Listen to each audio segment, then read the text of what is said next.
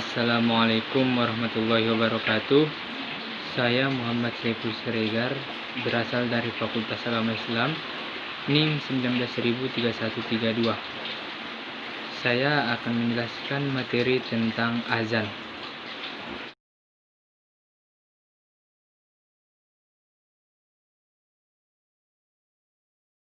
Setiap hari ketika hendak melaksanakan sholat, akan ada waktu di mana dikumandangkan suara-suara azan yang berasal dari masjid-masjid ataupun musola terdekat. Nah, waktu azan ini diselenggarakan pada waktu hendak melaksanakan sholat subuh, zuhur, asar, maghrib, dan isya. Selain itu, azan juga sering dikumandangkan melalui berbagai media elektronik seperti televisi, radio, dan lain sebagainya. Nah, teman-teman, itulah sedikit abstrak dari azan. Nah, selanjutnya, apakah pengertian dari azan tersebut? Selanjutnya akan saya jelaskan. Baik, seterusnya kita merujuk kepada pengertian dari azan. Apa sih pengertian dari azan ini? Nah, pengertian dari azan adalah sebuah panggilan ataupun pemberitahuan kepada orang banyak bahwasanya waktu sholat telah tiba. Di dalam agama Islam sudah diatur bagaimana lafaz-lafaz dari azan ini. Nah, hukum mengumandangkan azan ialah sunnah muakkad, dan ini dilakukan sebelum melaksanakan sholat fardu. Nah, sholat fardu itu teman-teman ialah sholat yang 5 waktu, yaitu subuh, duhur, asar, maghrib, dan isya. Nah, ketika azan berkumandang, seorang yang baik atau muslim yang baik akan diam dan mendengarkannya dengan penuh hikmat. Perintah mengumandangkan azan ketika masuk waktu sholat ini tercantum dalam sebuah hadis sebagai berikut. An Malik ibni Huwarith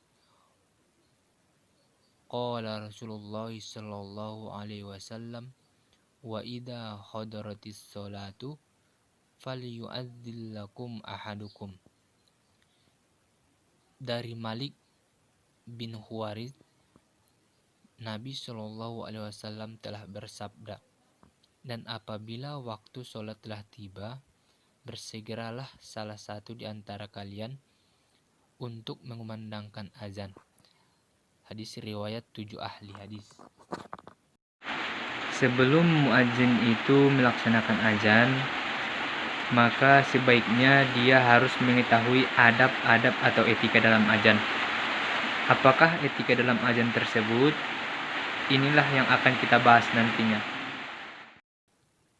Sebelum seseorang itu hendak melaksanakan azan, alangkah baiknya orang yang melaksanakan azan atau yang disebut muadzin tersebut harus tahu apa saja etika atau adab dalam melaksanakan azan.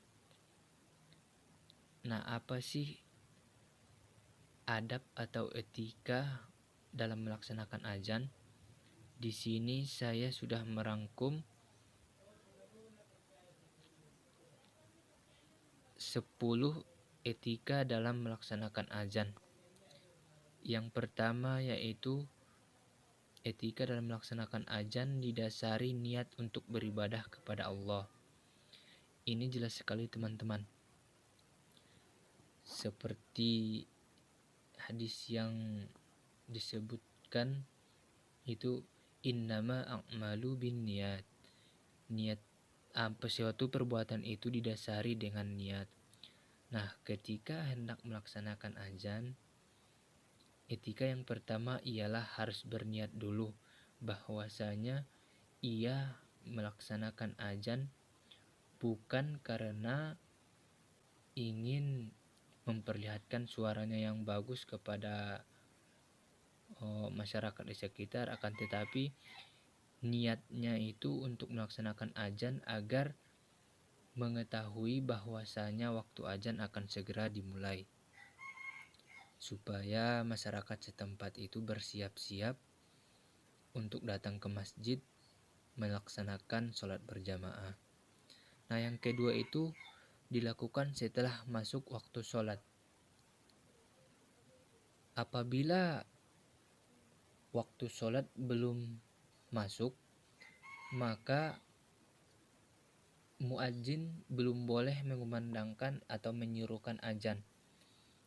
Karena pengertian dari azan tadi ialah suatu tanda bahwasanya sholat fardu akan segera dimulai. Etika azan yang seterusnya ialah dikumandangkan dalam bahasa Arab. Nanti setelah etika azan ini selesai dibahas, maka akan saya lanjutkan dengan lapas-lapas dari azan tersebut. Memang lapas dari azan tersebut haruslah berbahasa Arab, tidak boleh bahasa yang lain. Sedangkan yang D, bersungguh-sungguh dalam azan. Nah, ketika melaksanakan azan, hendaklah muadzin bersungguh-sungguh dalam melapaskannya. Karena di dalam azan tersebut ialah terdapat asma-asma Allah. Dan juga kita sudah mengetahui bahwasanya kita dilarang memperolok-olok asma Allah. Sebagaimana Quran surah At-Taubah ayat 65 sampai 66 yang artinya, dan janganlah kamu tanyakan kepada mereka tentang apa yang mereka lakukan. Tentulah mereka menjawab, sesungguhnya kami hanyalah bersanda gurau dan bermain-main saja. Katakanlah, apakah dengan Allah, ayat-ayatnya dan Rasulnya kamu selalu berolok-olok? Tidak usah kamu minta maaf karena kamu telah kafir sesudah beriman. Maka ketika dalam melaksanakan azan hendaklah kita bersungguh-sungguh. Yang E adalah azan hendaklah dilakukan oleh satu orang. Sama seperti dalil yang saya sebutkan di awal tadi, apabila waktu sholat telah tiba, maka bersegeralah salah seorang di antara kamu untuk melaksanakan azan. Nah, apabila melaksanakan azan, muadzin cukup satu, tidak boleh 2, 3, bahkan 4. Yang F, dalam keadaan suci dari hadas dan najis. Nah, muadzin yang ingin melaksanakan azan ini atau menyerukan azan ini harus bisa menjamin bahwasanya ia terhindar dari hadas dan najis. Karena di dalam seru-seruan azan itu adalah terdapat asma-asma Allah yang baik, maka alangkah baiknya kita harus keadaan dalam bersuci atau terhindar dari hadas. Yang G, dilakukan orang yang sudah balik. Maksudnya apabila di dalam sebuah masjid itu masih ada orang yang balik ataupun sudah dewasa, maka tanggung jawabnya untuk melaksanakan azan ini lebih besar daripada orang yang belum balik, seperti anak-anak maksudnya. Seterusnya yang H, menjawab azan. Nah, ketika muadzin sudah menyerukan azan, maka hendaklah orang yang mendengarkan seruan azan tersebut untuk menjawabnya. Jawaban dari suara azan adalah sama seperti suara yang dikumandangkan muadzin, akan tetapi di dalam kalimat hayya 'alas shalah dan hayya 'alal falah berbeda. Kalau hayya 'alas shalah itu dibaca la haula wala quwata illa billahil aliyul azim. Begitu juga dengan hayya 'alal falah dibalas dengan la haula wala quwata illa billahil aliyul azim. Seterusnya yang I, membaca sholawat setelah azan. Nah, apabila setelah selesai azan maka hendaklah kita membaca sholawat dan doa. Adapun doa setelah azan adalah Allahumma rabba hadhihi da'wati tammah wassalatil qa'imah ati Muhammadanil wasilata wal fadilah wassarafa wad darajatal aliyatar rafi'ah wabhashul maqama mahmuda lillazi wa'atta innaka la tuflihul mi'ad. Setelah mempelajari pengertian, manfaat, serta dalil dari azan, tadi kita juga sudah membahas bagaimana adab atau etika dalam melaksanakan azan. Nah, untuk seterusnya kita akan membahas bagaimana praktek dari azan itu. Untuk lebih memahaminya, silahkan lihat dan dengarkan video azan berikut ini.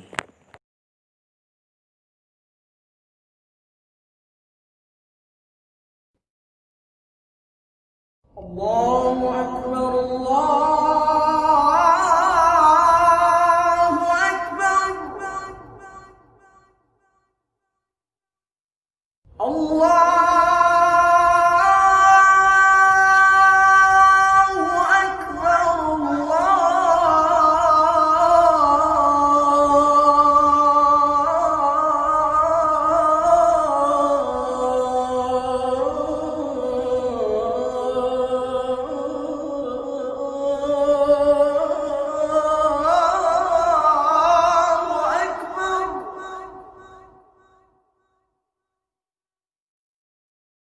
أشهد أن لا إله إلا الله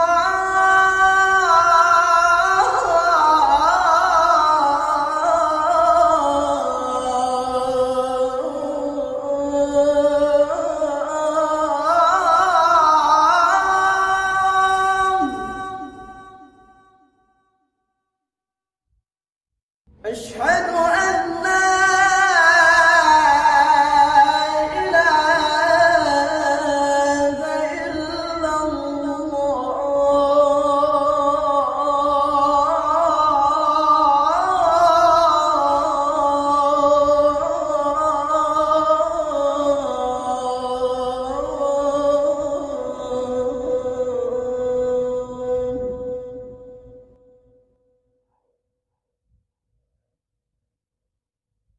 أشهد أن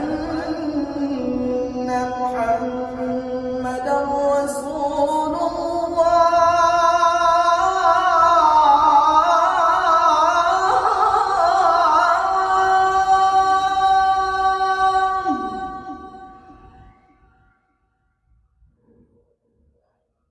أشهد أن محمدًا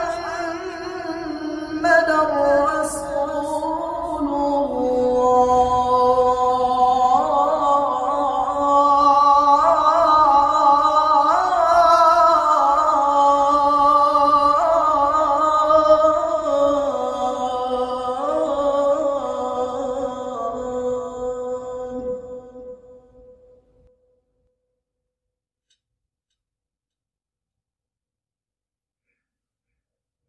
حي على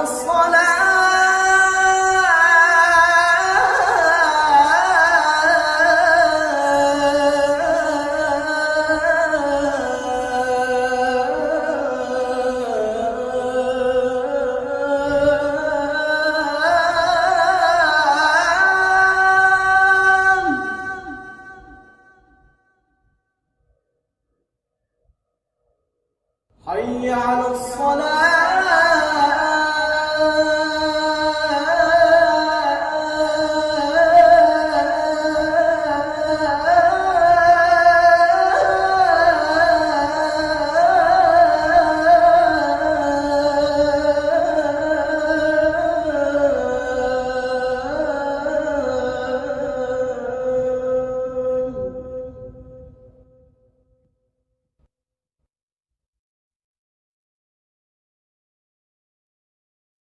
حي على الفلاح.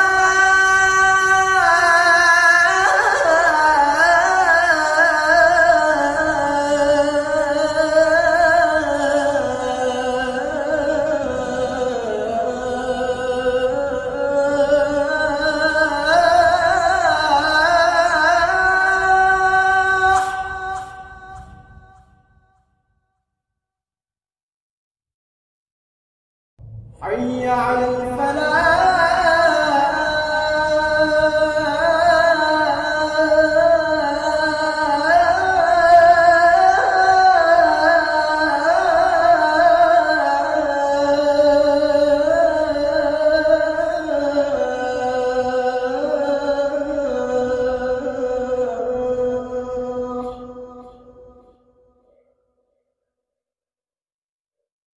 الله أكبر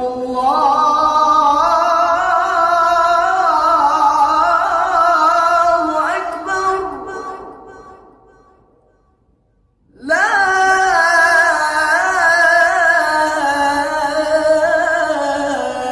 إله إلا الله.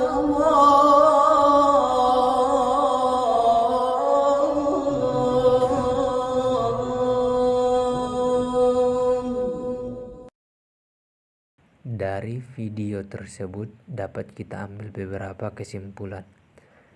Kesimpulan yang pertama teman-teman adalah azan haruslah dilakukan dengan suara yang lantang. Yang kedua, bacaan dari azan harus memiliki panjang dan pendek atau yang disebut dengan makhraj. Yang ketiga, kesimpulan yang ketiga adalah bacaan azan harus berurutan, tidak boleh saling melangkahi. Dan yang keempat adalah perlu digarisbawahi bahwasanya bacaan as-sholatu khairum minan naum hanya diucapkan pada saat azan dalam sholat subuh. Akan tetapi di dalam salat-salat fardu lainnya bacaan dari as-sholatu khairum minan naum tidaklah diikutkan.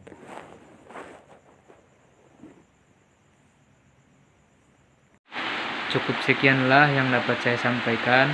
Kurang dan janggalnya saya mohon maaf. Kepada Allah saya mohon ampun. Wabillahi taufiq wal hidayah. Assalamualaikum warahmatullahi wabarakatuh.